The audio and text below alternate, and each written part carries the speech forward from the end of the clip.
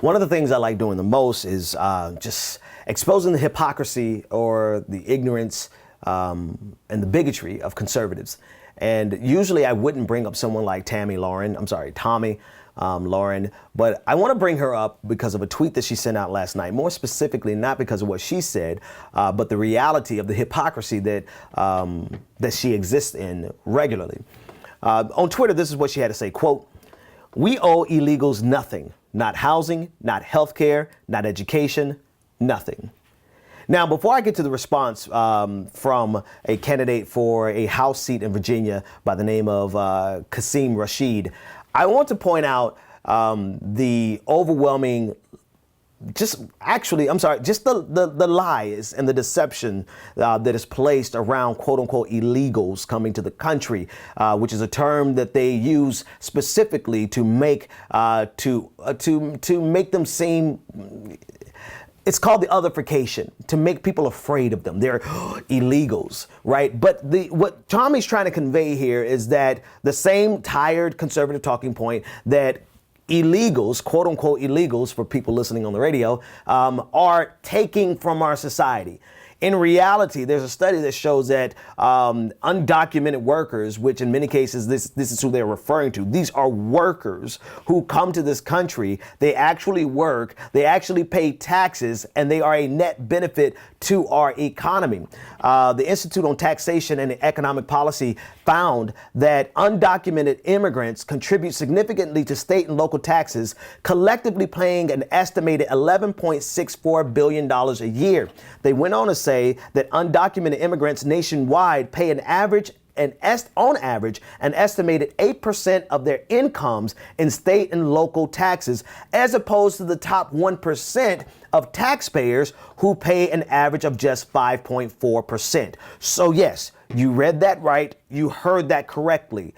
Undocumented workers pay a higher percentage of their income in state and local taxes than the top 1%. So this line that all conservatives use, that Tomi is just the most recent, that they are takers from our society, when in actuality, they are net benefits to our society, at least according to the study on Institute on Taxation and Economic Policy, some of their key findings from 2016. That's just part one. I want to talk about the hypocrisy on top of the fallacy. Qasim Rashid quoted Tomi on Twitter, and this is what he said, quote, "Reminder, Lauren's great-great-grandfather, Konstantin Dietrich, was indicted for forging his naturalization documents. Lauren's great-great-grandfather, Gilbert Halvor Lahren, also came via fraud. Since Tomi is the descendant of the quote-unquote illegals she hates so much, when does she self-deport?"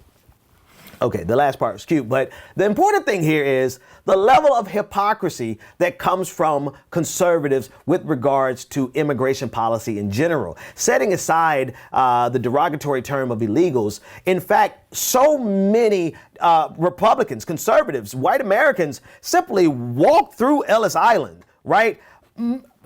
What percentage of conservatives are only second generation, third generation, fourth generation at best?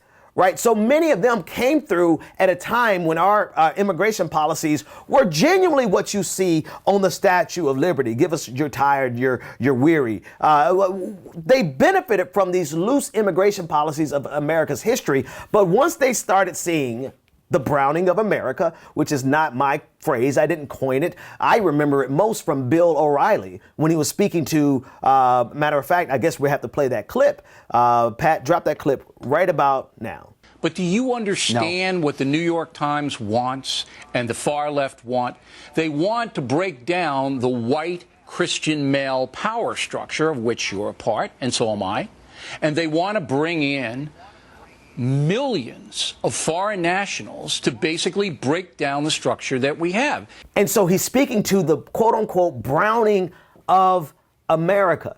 And once they saw that the immigration policies started to allow for the quote unquote browning of America, all of a sudden they had a problem with immigration of every type.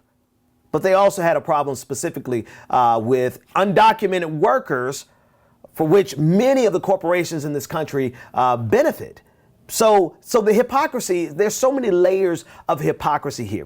But the fact of the matter is that it's all a fraud. It's all a lie. It's all an effort. It's just the politicization of human lives for the purposes of cheap political wins, playing on these fears of the browning of America. In other words, America is going to lose power, the general power structure, like Bill O'Reilly just said, of white Christian men is going to be challenged because you have so many quote unquote illegals coming over the border. It has nothing to do with resources. It has nothing to do with giving them health care. It has nothing to do with giving them education, especially when we see, based on the Institute on Taxation and Economic Policy, that undocumented immigrants paid 8% of their incomes in state and local taxes as opposed to the top 1%. So who's really taking something from America?